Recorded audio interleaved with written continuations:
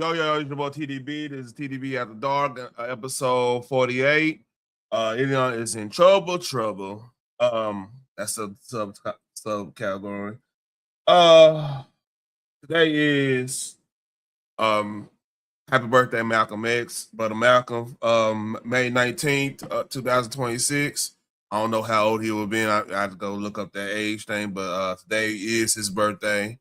You know, one of our best civil rights activists of all time, man. You know, and I can get deep in and talk about, look at yourself with some dignity and everything, man.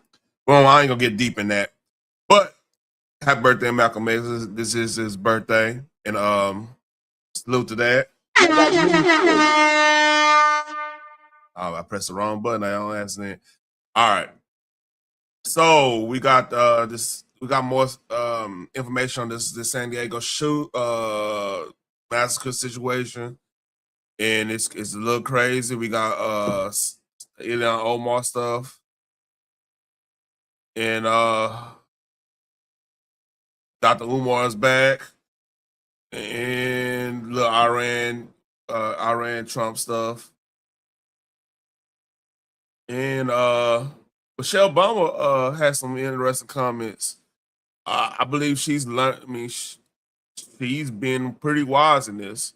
So we'll talk about that and some more Drake making fun of Drake stuff going on. People roast the hell out of them. So y'all know the deal. Like, share, and subscribe, man. If you're watching this on replay, please give me a reply. I would really appreciate it. So let's start off with this. It's on 18-second clip. What you will not hear from us today is the names of these two suspects. Today is about our victims in our community coming back together again. So apparently, no. Here, hey, you might like this. You might like this one. He actually made some good points. You might like this one. So basically, the San Diego Police Department is flat refusing to name yesterday's mosque unlivers. Why? They're trans couple, and on X they actually got the video because they did a little live stream. I guess they recorded a live stream of them doing it with like a metal glass and stuff. That's a lot. It was sad, man. Like, this shit ain't cool. Anytime you just go, I don't. Anytime you just have some sensitive situation like this, it's just not cool, man. And it's one of those targets of opportunity type thing because California, like I believe they went in there with shotgun and mini 14, and thank God it wasn't a lot of people in there at the time, man. That could have been really bad, or I mean, it could have been really bad and stuff because like y'all know, California, the gun laws are so crazy. They have been limited on their response on that situation. I'm talking about the people that was in there. So prayers up to the families, man. That was a messed up situation, and it's crazy they're not showing who this person is. So I'm not trying to glorify it or anything. It's just a sad situation, and you know, again, pray for the families. Pray, it's not gun. See, because the thing is, in my opinion, gun control allowed this to happen. Because if there was like actual law-abiding citizens there to stop that situation, it probably wouldn't have went down that way. It would have been a tragedy because it seemed like they were hell bent to do what they wanted to do, but still, you'll be protecting the innocent in that case, which is what everybody should want. But hey, what I know, I'm just a YouTuber. So that's a little bit of that. Let's talk about the main story and everything. This might be a short live, man. because I'm look. If y'all can't tell, I'm a little bit under the weather. Hold up. So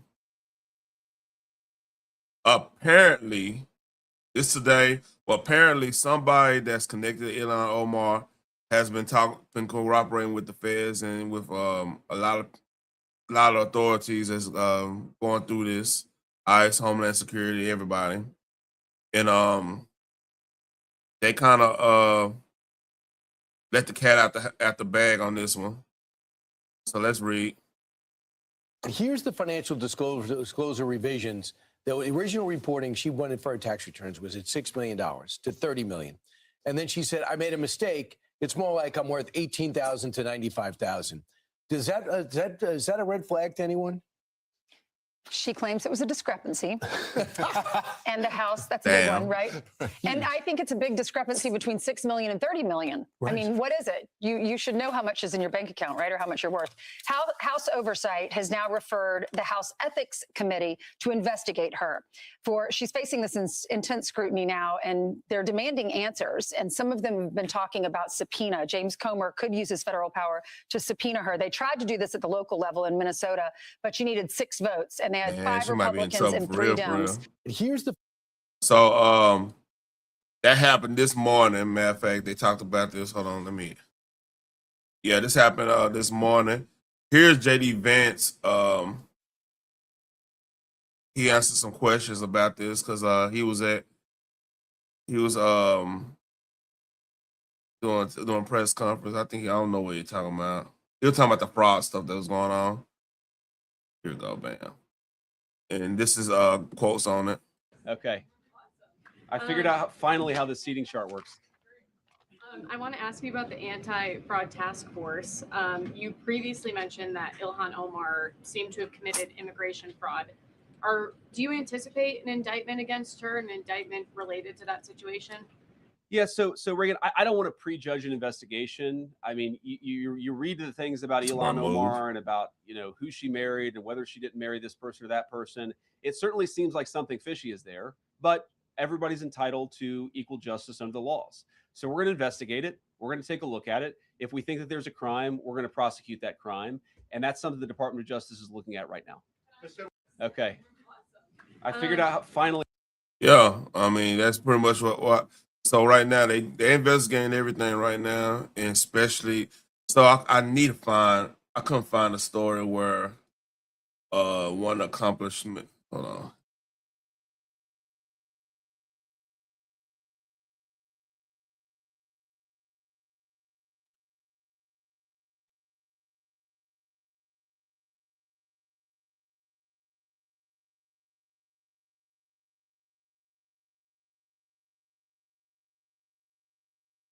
All right.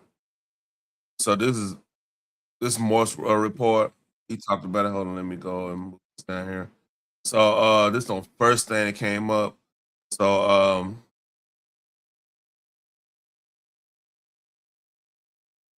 let's read. It's a 10-minute video. I'm not gonna go through the whole thing. I'm just gonna go through a segment of it.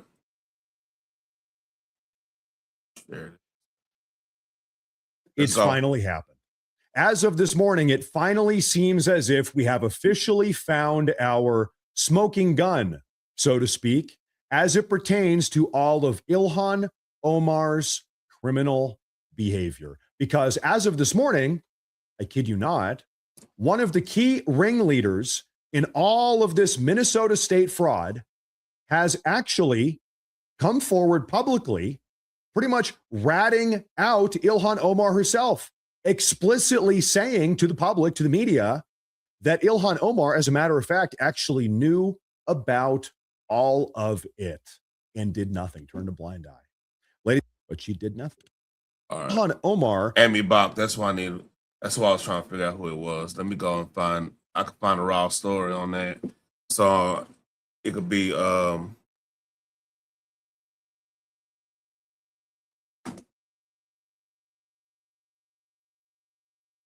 right, this is why I wanted to find. No disrespect to Morris report. He does good work. Just I don't want any. I'm trying to get the least amount of bias in this, so I can give my opinion. And once again, I'm getting swayed.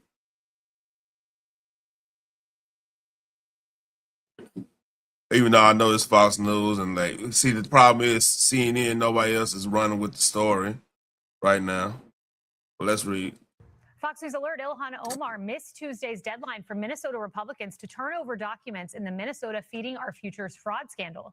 Democrats blocked an effort to subpoena the Congresswoman, all as we learn that Omar's name came up 6 times in the case against Amy Bach, the founder of Feeding Our Future. Oh, Now, Bach spearheaded the scheme, which stole federal funds intended for children and was convicted of wire fraud, conspiracy, and bribery. Ilhan Omar's name first came up in an email chain with Bach back in February 2021. The subject line read, "Help with USDA food program," in a message to Omar's office. Now, about 2 weeks later, Bach emailed Omar's office with the subject line, "FNS approves Minnesota school PEBT plan." Then 1 day later, Bach exchanged messages with this Feeding Our Future employee who fled the country after he was indicted in 2022. The subject line of their emails was Ilhan's office. And the emails kept flowing after that. In March, Bach emailed Omar's office again about the state's school food program. There were also text messages between Bach and Omar's office, which was uncovered during a raid of Bach's Minnesota house. Now, while we know Omar's office was communicating with a now convicted fraudster, we don't know the contents of those messages or if Omar herself engaged in any wrongdoing. In a jailhouse interview with Fox, this is how Bach described those conversations. Did you have any conversations with Ilhan Omar that make you kind of think twice now? I've never actually spoken to her. I had spoken to members of her office. It was always really general, mostly pertaining to how the Department of Education was handling applications and the approval or denial of those. yeah, There was nothing of any substance pertaining to claims or meal counts or fraud or anything like that. But Omar's ties to Feeding Our Future don't start and end with Amy Bach. She also had close ties with one of the restaurants convicted of stealing $16 million, Safari Restaurant. Back in 2018, she celebrated her primary win at the very spot. And records show she spent nearly $10,000 in campaign funds there between 2018 and 2020. It's over $3,000 a year. The food must be so great to spend that much at a restaurant. And check this out. We unearthed this 2020 video of Ilhan Omar on Somali TV working inside Safari Restaurant. And while she speaks exclusively in Somalian, we were able to make out these words: Pandemic, Meals Act, and Safari Restaurant. The chair of the Minnesota Fraud Committee also revealing Ilhan Omar received donations from several Feeding Our Future defendants. And that last name on the list right there, that's a former staffer for Omar who pled guilty to fraud. Here to react, Minnesota whistleblower David. Man, I wonder how far this is going to go, man. And this some of the crazy stuff she be Representative Omar been saying, man. Just to give you a taste of how she think. Is ICE too entrenched to even be abolished at this point? I mean, nothing is too entrenched to be abolished. Okay. We just need the will of the people and the will of Congress. Yeah, you might get that. Might get the will of people to get you up out of there. You know what I mean? Let me find it. So we right now, like I said, this might be might be a good 30, 45-minute episode, man, because I'm a little under the weather. But this is the famous segment of Dr. Umar.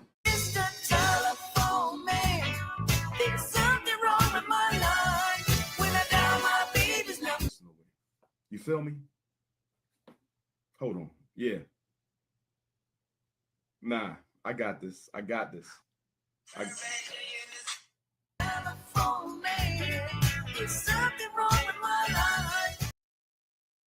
So, Dr. Umar went on the homie Art of Dialogues. He did an interview with the Art of Dialogue, and he had some things talk about the. This probably happened around when Michael came out. Matter of fact, I'm probably gonna take my daughter to watch it tomorrow. Finally, we finally get a chance to. She out of school, but that's beside the point. So he had some interesting things to say, and look, let's just listen to it. Let's read. Michael Jackson's attorneys were secretly working for Sony Records, I believe. Let me say allegedly. I believe Michael Jackson's attorneys were working for. All right, you know what? That's the wrong one. Let me go right here. My bad. That's the wrong one. Let's start right here. Running around complaining.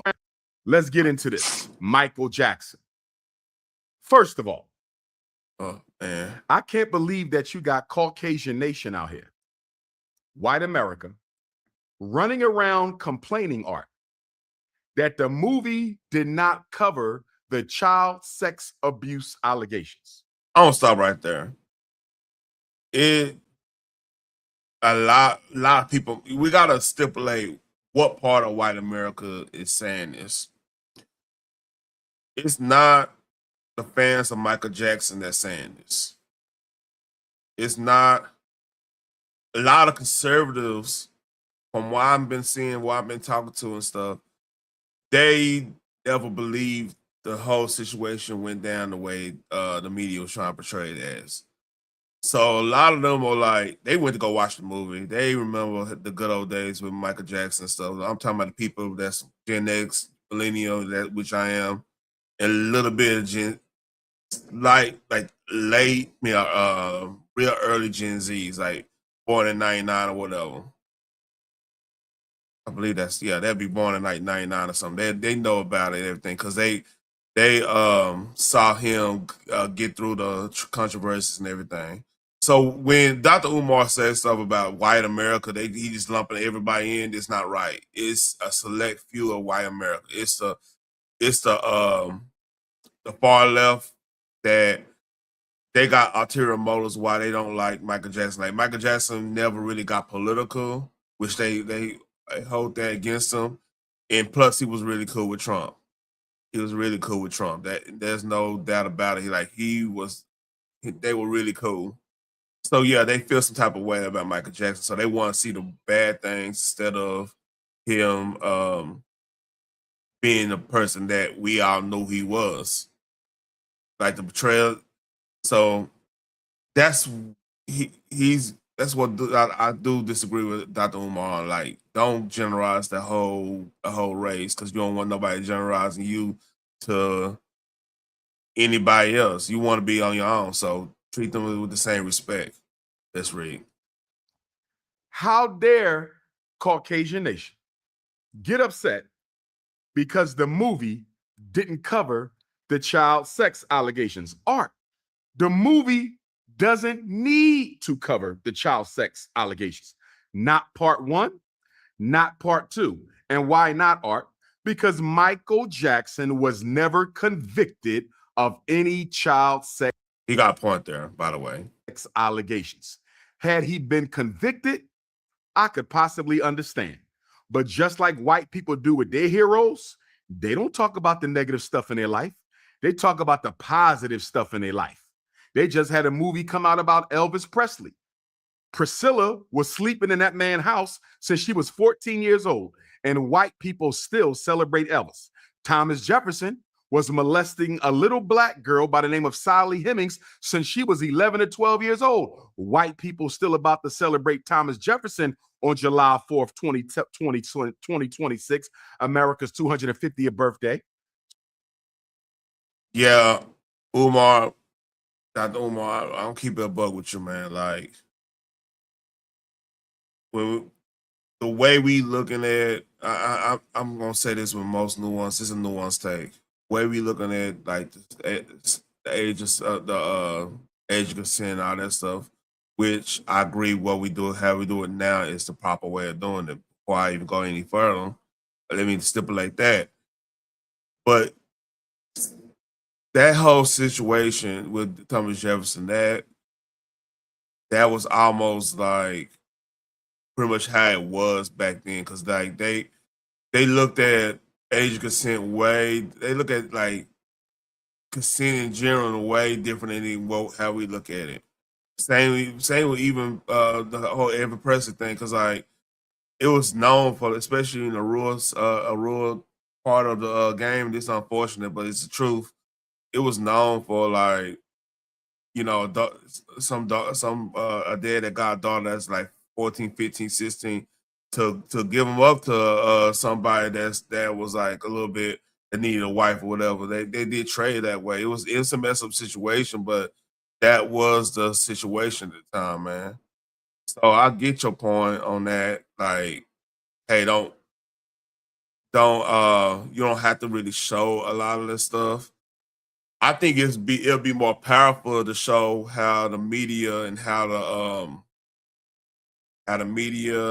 all these folks try to destroy that man because of his power and show how devious they get. I hope Antoine Fuqua go full in on that standpoint, show how the media railroad a person that pretty much, well, all accounts from everybody saying like that he was pretty much like an innocent type dude when it comes to relationships and everything. He had an innocence about him.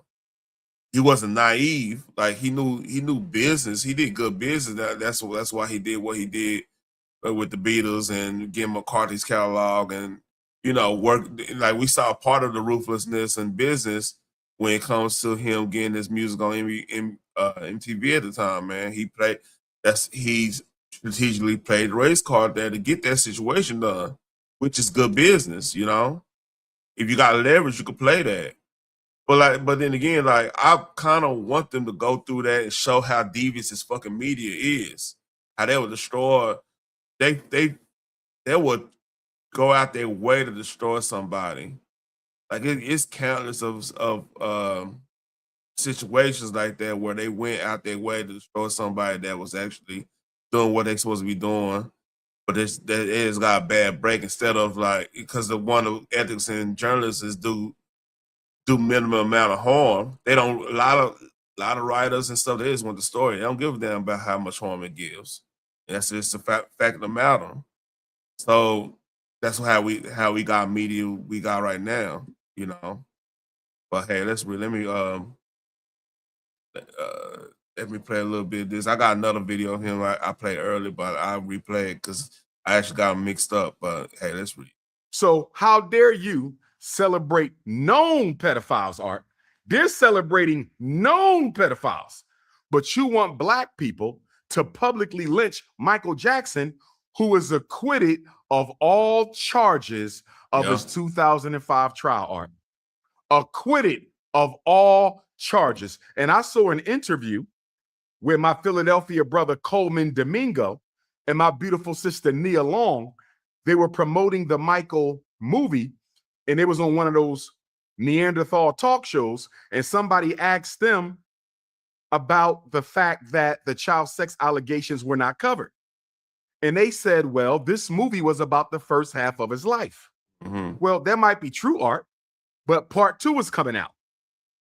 And part 2 better not slander Michael.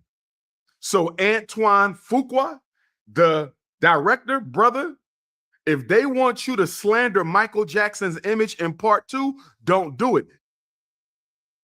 So this is why I want to deviate from Dr. Umar. Like I said a while ago, I want Antoine Fuqua right now with how Hollywood is right now. We need to kind of show exactly what it is through with art and everything. Show exactly how Sony hated Michael. Tommy, I think was Tommy Muselli or whatever. He hated Michael Jackson. You got to show that. You got to show how devious that town could be, man. How devious humans can be. Because like in this movie, we saw how innocent Michael Jackson saw the world. He wanted to just do good and bring light and help, help people that's suffering, that's about to go to the. I mean, he's doing everything what you would want a superstar to do. Instead of like, and he was very secretive about it, but he still did it. And it was like, it's numerous stories talking about how he went to the children's hospitals and burn unit when he got burned and stuff like that. It's been all kinds of stories like that. So I'm like, his second half of life, like, he gonna be dealing with more mature things, like his little relationship with Whitney and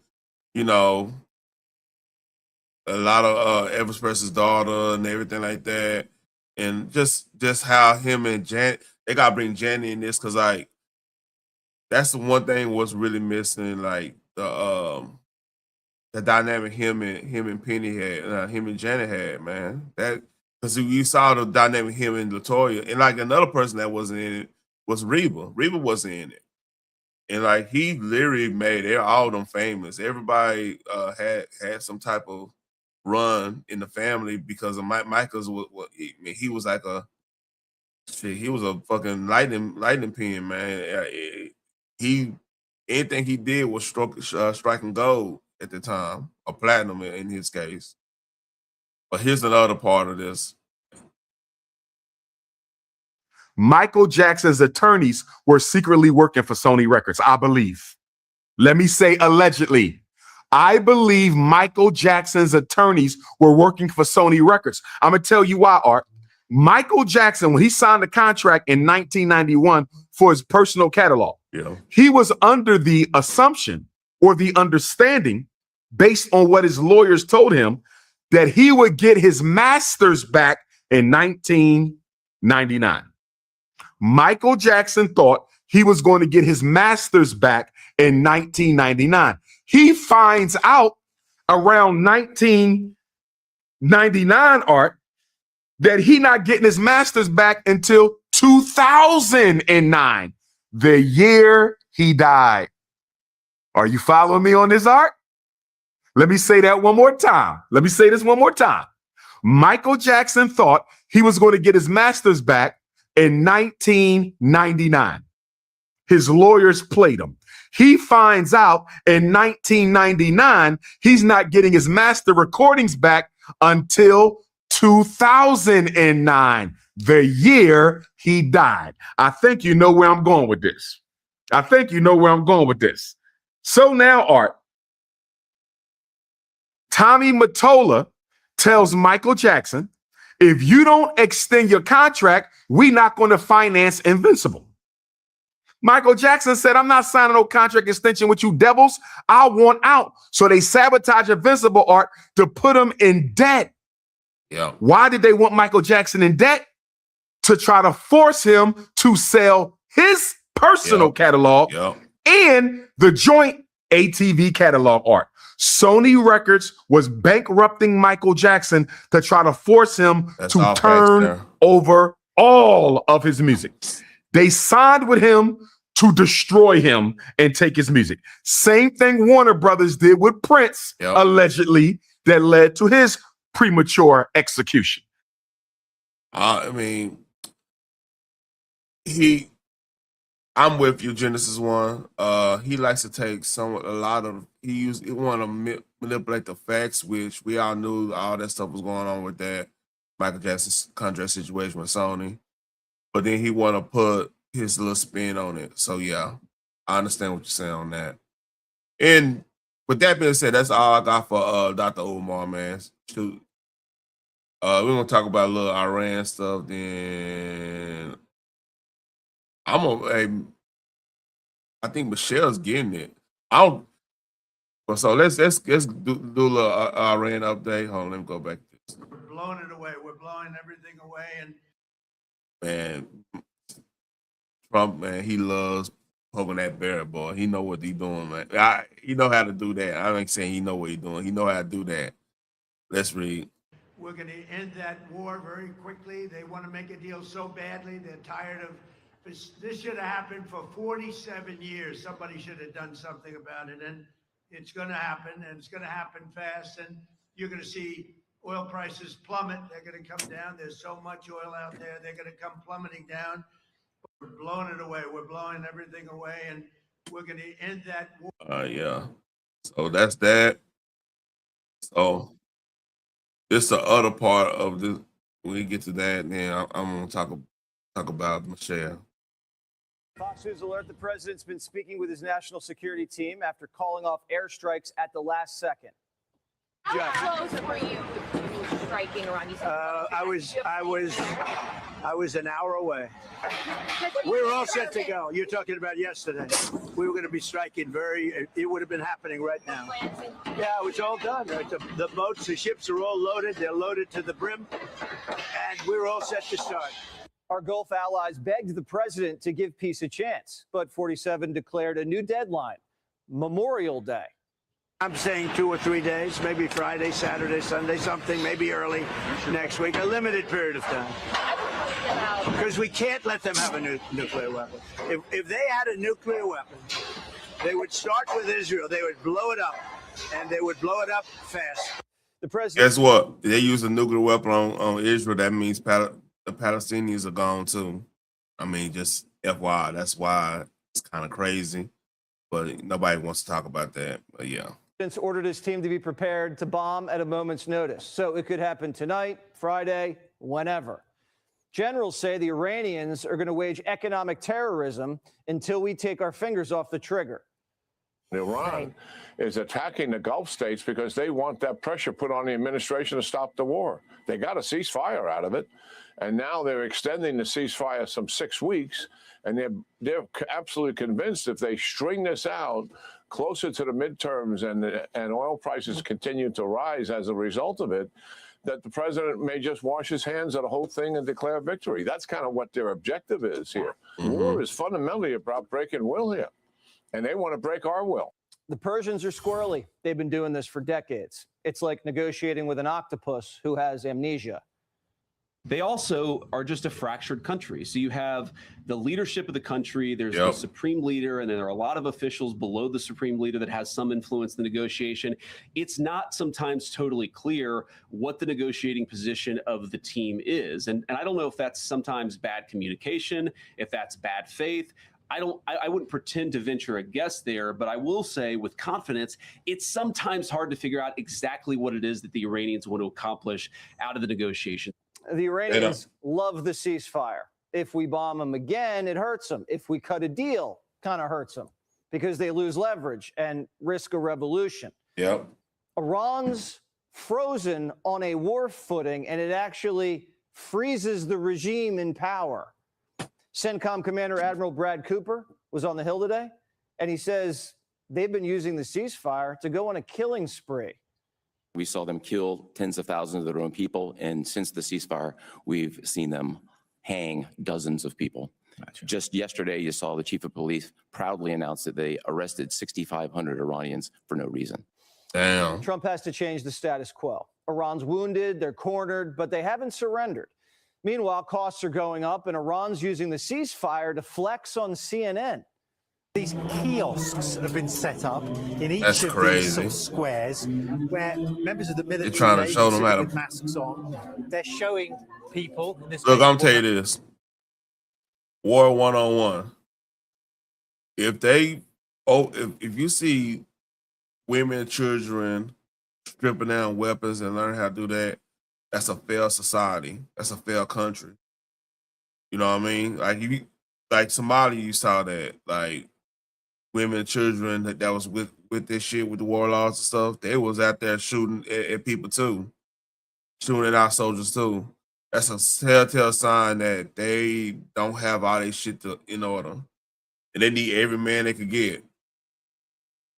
And then it's a way because like no man wants to unalive kids and unalive women and stuff like that. No man want to do that. So that's what they hoping on too. That it could be a morale, one of them invisible wounds being made, post PTSD type stuff. So let's read. Basics.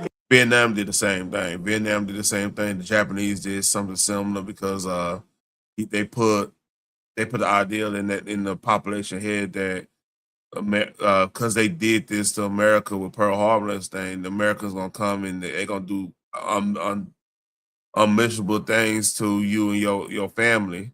So that was a whole idea of not surrendering, jumping to your death, and like Okinawa, it was known for that. Like they'll jump instead of just taking it,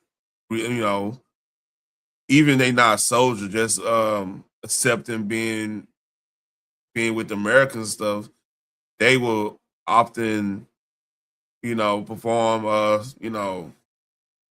they'll take themselves out instead of being a prisoner, because they were taught that it was like shameful to be a prisoner and to end it. So hey, this is war. War is nasty, especially when you're outgunned. You go to desperate measures. So it's unfortunate. Let's read. Skills of how to use what I think is an AK-47 or a Kalashnikov and things like that. Look over here. They're showing children how to use them as well. It's all part of a sort of state-sponsored call to arms in case the war begins again. CNN's being used by the mullahs, and they don't seem to care. Yep. The network is not helping the United States. It's all guns on state television too. It's several Iranian channels broadcasting their hosts brandishing assault rifles. They gave me a weapon so I could learn how to use it, like you, this anchor tells her viewers. After his on-air training, this presenter fires off a round into the studio ceiling. All right, I can't. Let me go past that because I ain't about to I might have to edit that part out. Let's read. But his boy Putin just landed in Beijing, and Pooty Poot's telling him, let's keep it closed. High oil prices are funding my war in Ukraine. The blockade's still undefeated. Overnight, an Iranian blockade runner known as the Skywave tried crossing the Indian Ocean. Ship was loaded back in February with over 1 million barrels of crude from Karg Island. Lloyd says Skyway was coming back from Asia. Unclear if they ever got a chance to unload. This is now the third runner that we've seized. And NATO's thinking about sending troops to Hormuz if the strait isn't opened by July 4th. Gas prices are putting pressure on the White House. Yeah, it is. We are very aware that because of what's going on in the Middle East, gas prices have gone up, and a lot of Americans are struggling because of that. Our view is that it is a temporary increase. We're taking a number of steps to try to push back against it and try to ensure that Americans are paying as little at the pump as possible. But I feel quite confident after we've taken care of business in the Middle East, those prices are going to come down. How much pain can we tolerate? Trump said it had to be done and should have been done by Sleepy or Hussein. If I left today, it would take them 25 years to rebuild. But we're not leaving. We're going to do it right so that in 5 years, 10 years, if you have a bad president who doesn't want to do what's right to do, this should have been done by Obama. This should have been done by Biden. It should have been done by other presidents long before me. And everybody agrees to that. The president wants this to end with the Iranians crying uncle, but the Democrats say we should be the ones crying. What's the plan now to actually win this war? Because it feels like we're losing. It doesn't seem to be going well. And I would like to know how many more Americans. We ain't lost anybody like that. What you talking about ain't going well? What the fuck is this? This fucking election political posturing. God damn, man. We have to ask to die for this mistake. Do you know? I think it's an entirely inappropriate statement from you, sir. The president's giving diplomacy time. Who the fuck is that? I'm sorry, do we have a high death count for my soldiers at this situation? I don't think we probably lost what? 2 pilots, if that, like 2. I know some planes went down. I haven't heard any like casualties or anything. I mean, a plane going down will be considered casualty because that's probably a $10 million, $20 million plane going there. That's one thing, but we're not losing pilots left and right. I don't know what that was a little weird. He just trying to get a talking point out. Like I said, it's election season. A lot of people feel like it's been too much time. Either way, the White House is committed to seeing this done. I think a lot of Americans, especially in my generation, who are worried about forever endless conflicts, we have to remember, I think you said 11 weeks, a big chunk of that has been a ceasefire. This is not a forever war. We're going to take care of business and come home. That's what the president's promised, and that's exactly what he's going to deliver. Yeah, that's that. All right, I'm going to put the overlay up on this because this TMZ, I don't want I don't want to play around with them. So this Michelle Obama talking about the MAGA movement, and I don't. This is a little condescension here, but I think she kind of getting what's going on. It's the first time I heard somebody be earnest on that side, so I'm gonna give her respect on this. Let's read. I can't look some people in the face and tell them you have no right to be angry or to do something that maybe is against your own interest. That's human nature. Many of the people who voted for my husband twice, twice, and I know that that's how they feel. It's like this isn't about anything other than we need something different. Yeah, they voted for Donald Trump. Yeah, it's a lot of people. So you can't just pigeonhole them and say you just don't care and you're racist or whatever you're thinking. This is an act of I don't know what else to do. I just wish we had more leaders that were figuring out how to do more for the middle class, for the working folks, because those are the folks who are drowning in this economy. It's not me anymore, but I know those folks, and they're good people, and they don't. So there's good people on both sides. Let me see.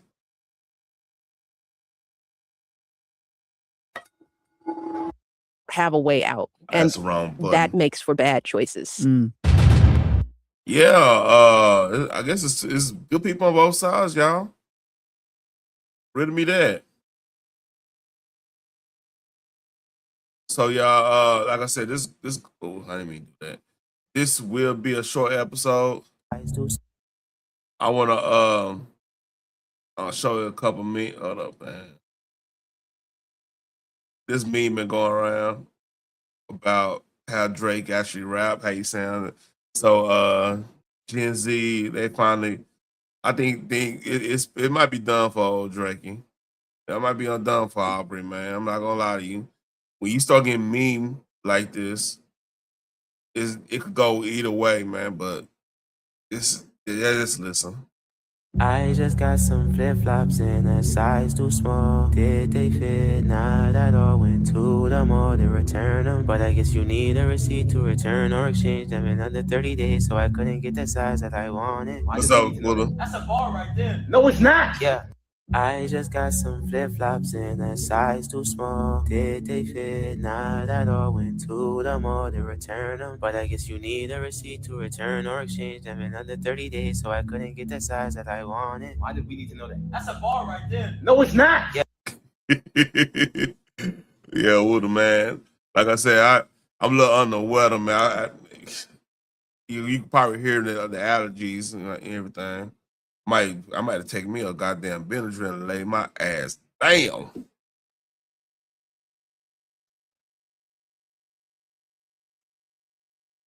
So, and I'm gonna leave off on this. I found this to be funny. You know what? Let me find some stuff. I could make it an hour. Hold on, let me find some stuff. Yeah.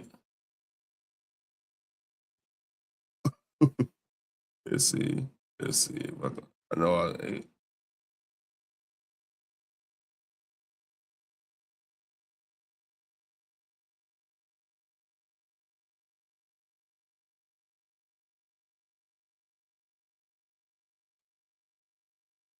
Oh yeah. I'll go here first. It's a lead up to it.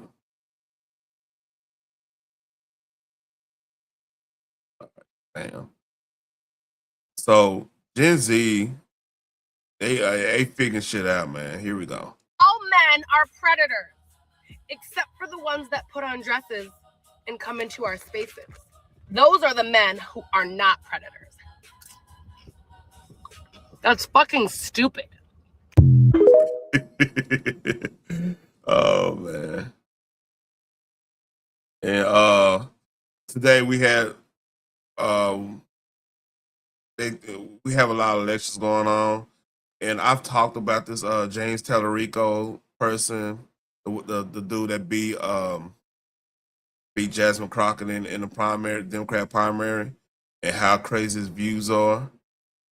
So right now they people trying to say that he's going to be Paxson in the midterms. Let's see what he actually believe in. And by the way, to stipulate, I'm not much of a fan of Paxson. Like to me, he get caught in traps a couple times. But like, hey, this dude is batshit crazy right here, Tellerico. He's batshit crazy. That's for you. Did they teach you in Sunday school that Jesus Christ himself was a radical feminist? The American flag is such a complicated symbol for most of us. God is non-binary. You can't call yourself a Christian and reject the stranger seeking asylum at our southern border. Our trans community needs abortion care too. Modern science obviously recognizes that there are many more than two biological sexes. You heard this. You heard this right, Wilderman. This is a dude running for Senate in Texas. In fact, there are 6. Prophetic voices like Jesus have helped me reckon with my own whiteness. Our southern border should be like our front porch. There should be a giant welcome mat out front. We are trying to fundamentally change the politics in this state and in this country. Yeah. No need to sit and cry over, your whiteness or your masculinity. Okay. Did they teach you in Sunday school? Oh my God, fucking Vlad, man. That's Wooder man. You just remind me. It's a story I need to hold up.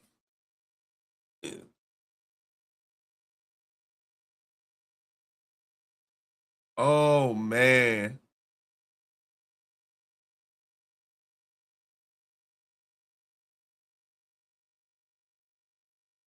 All right. Phoenix. The link should be pinned. The link should be pinned. I gotta hear y'all. I got word. This might be a rant, y'all. All right, this might be a rant. Boycott. Institutions to boycott institutions within the SEC that belong to states that have unleashed these Jim Crow-like racially oppressive tactics, which is unacceptable, unconscionable, and un-American. And we believe that the silence of these institutions is complicity. That's right. And we will not stand for it. At the same period of time, the Congressional Black Caucus strongly and uniformly opposed the so-called SCORE Act, resulting in Republicans having to pull the SCORE Act from the floor. And we will continue to oppose it.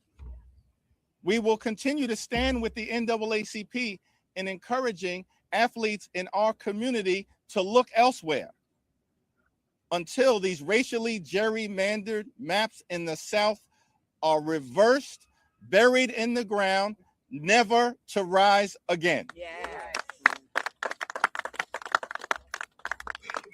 With respect to the SCORE Act, our position has been clear. If LSU is for it, we're against it. If the University of Alabama is for it, we're against it. If Ole Miss is for it, we're against it. If the University of South Carolina is for it, we're against it. If the University of Tennessee is for it, we're against it. And if the SEC schools are for it, we are against it. And we will continue to stand against it because we're standing on the side of liberty and justice for all. All right, number one, you want college athletes who are now getting fucking NIL deals worth millions of dollars to forego getting that money because of the school they chose to go to, which they've been probably want to go to since they saw their favorite player play in it time. for a group of fucking congressmen and women who barely represented our communities, because for them, these people have a chance to become multi-millionaires in their college career into a pro career, depending on what sport they're doing. You want them to forego that because of your fucking, you scared that you're gonna lose your job. Is that what we saying? And then here's the thing: y'all don't even want to compete for our vote. Like literally, listen to what the fuck they saying right now. They are crying about this whole redistricting gerrymandering. Why haven't they said, hey, maybe we need to be better politicians and do and fight for the votes that we lose, vote for the districts we losing. Fight for them in the ballot box. They're not even saying that. They crying because they don't have a monopoly on our vote anymore. Through the districts and stuff.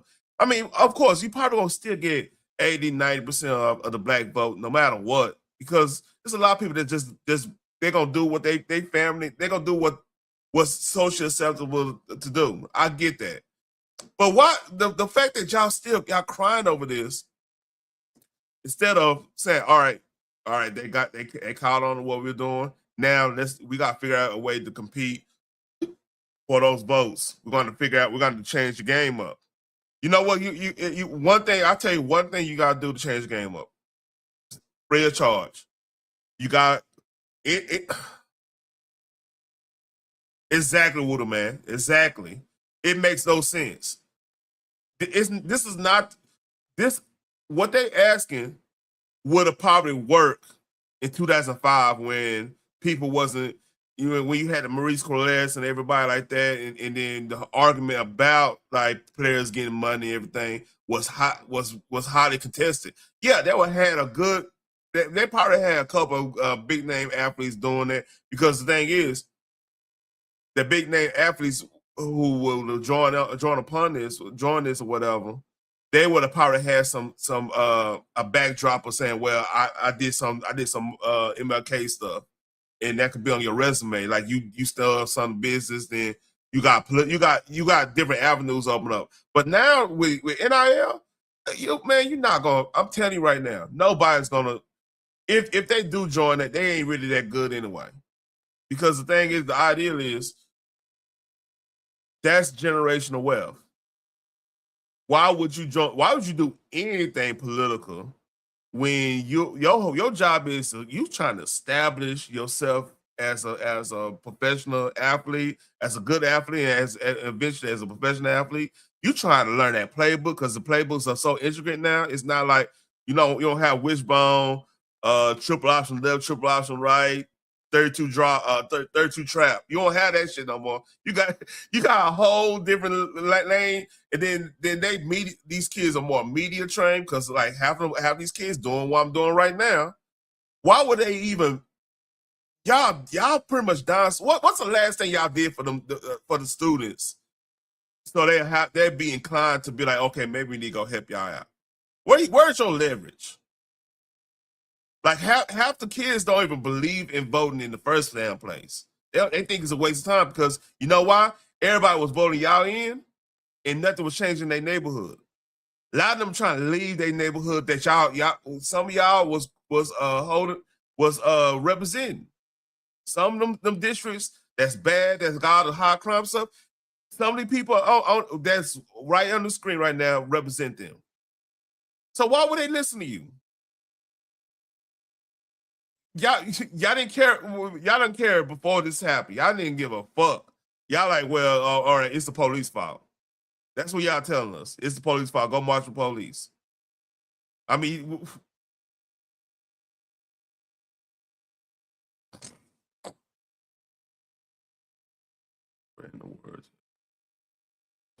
but even with that situation, right? Again, like look at Kyrie. Look at Kyrie, right? And we have to see, us as black men, we have to, like Dr. Umar just said something. He was just over here generalizing all white people. And the majority of white folks love Michael Jackson. Like majority.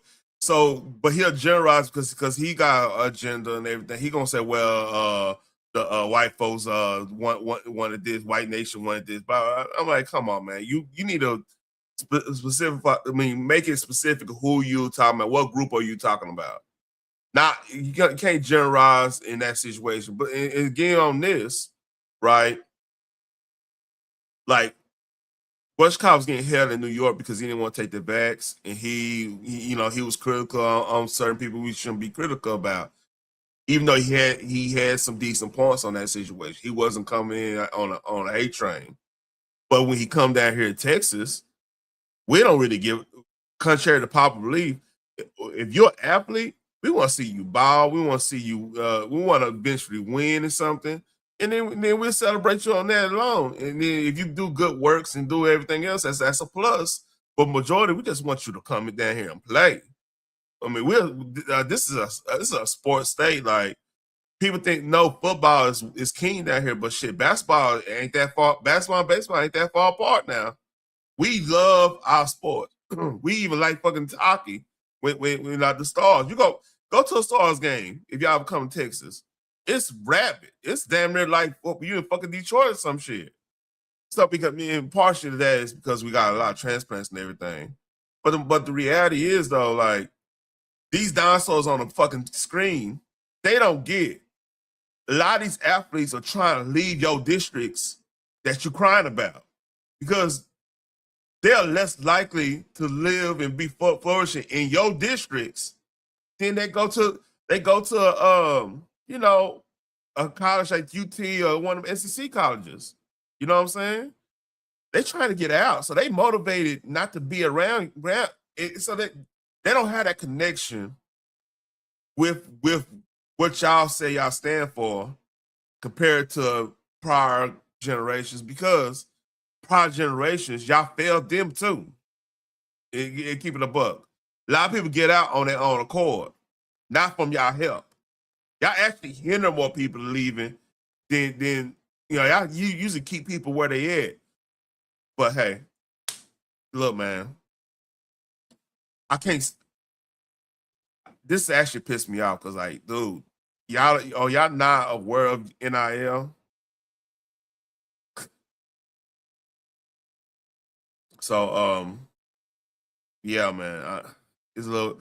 KB just went live, man, and Wooda, man, this one pissed me off. I was listening to I was driving. It was raining like casting dollars out here. I was driving. I had to go get some dinner work done today, and I was listening to Black conservative perspective about this and how the NAACP was really pushing the Black athletes not going to SEC schools.